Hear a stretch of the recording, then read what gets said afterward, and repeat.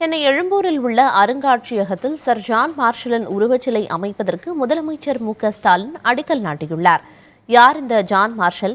இந்திய வரலாற்றை தீர்மானிப்பதில் இவரது பங்கு என்னவென்று இப்போது பார்க்கலாம். இந்தியாவின் வரலாற்றை உலகுக்கு உணர்த்த உதவியவர்களில் முக்கியமானவர் சர் ஜான் மார்ஷல். 1902 ஆண்டு முதல் 1928 ஆண்டு வரை இந்திய தொல்லியல் துறை இயக்குநராக ஜான் மார்ஷல் பணியாற்றிய போது மேற்கொள்ளப்பட்ட ஆராய்ச்சிகள்தான் இன்றளவும் பல வரலாற்று புரிதல்களுக்கு காரணமாகியுள்ளது.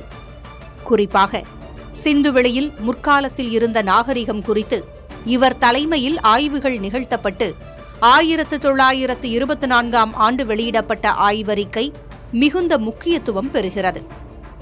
சிந்துவெளி மக்களின் காலம் ஆரியர்களுக்கு முந்தையது என்று இவரது ஆய்வுகள் நிறுவிய போது கண்டறியப்பட்ட பானை கீறல்களும் பொருட்களும் இன்று தமிழகத்தில் நடக்கும் அகழாய்வில் கிடைக்கும் பொருட்களோடு ஒத்துப்போவதாக கூறுகிறார் வரலாற்று ஆய்வாளர் பாலகிருஷ்ணன்.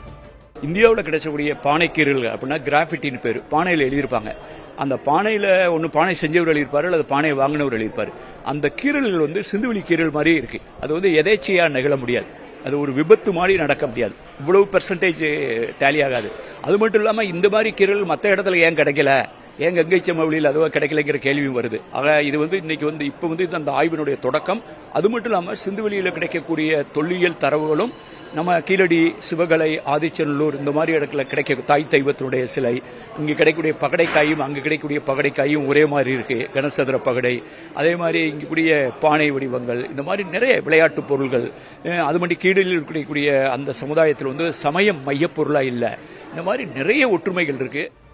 பொதுவாக கடந்த காலங்கள் குறித்த ஆய்வுகள் அவசியமா என்ற கேள்விகள் உள்ள நிலையில் கடந்த கால நிகழ்வுகளை வைத்தே நிகழ்காலத்தை கட்டமைக்க முடியும் என்று கூறுகிறார் வரலாற்று ஆய்வாளரும் முன்னாள் IAS அதிகாரியுமான பாலகிருஷ்ணன். காப்பாற்றப்பட வேண்டியது கடந்த காலமும் தான். நம்ம பொதுவாக நிகழ்காலம், எதிர்காலம் பற்றி பேசுவோம். கடந்த காலத்தை பற்றி பேசுங்கிறது பழம்பெருமையை பேசுறதுக்காக இல்லை.